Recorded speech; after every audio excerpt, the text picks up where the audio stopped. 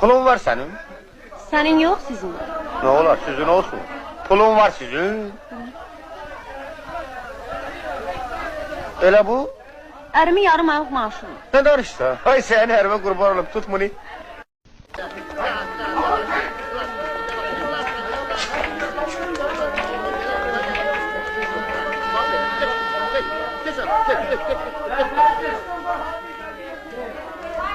Mesela abi, adamı yattan çıkarmışsın. O bizi yatdan çıxarıb. Cəbiş! Ay Cəbiş! Balaları etib qoymaq istəyirsən? Adamlar deyirlər, qapını ne işin bağlayırlar? Ada hansını aldınız bağlayın bu kapıyı? Tez olun açın buranı.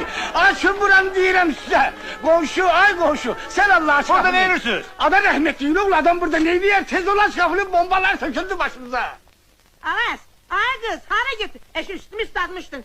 Bana bak, bizim uşağı görməmsən ki. Ne uşağı? Benim uşağımı deyirəm də. Uşağın olur be ya. Qadam ağzı var, doğan vaxtımdır. Tanıyan deyirəm də. Tanıyam. Amanet də bili, amanet mi? Taniye. Bahara gitti, yoxa çıxdı ki. Taniye! Uşaqlar üçün getirmişəm. İndi bizə payoq verirlər, şagirlərə də, müəllimlərə də. Hara tələsirsən bəni? Körpəyə gedirəm. Minlərlə qaçqın tökülüşü bura. Arvad, uşaq, qoca, xəstə, hamı qarışıb bir-birinə. Sən öz vilalarının halına. Xəbərin var ki, hamısının boğazı gəlib. Boğazları ağrıyır. Başa düşürsən? Bax, heç vecinə dağılmış. Mən neyinim axı?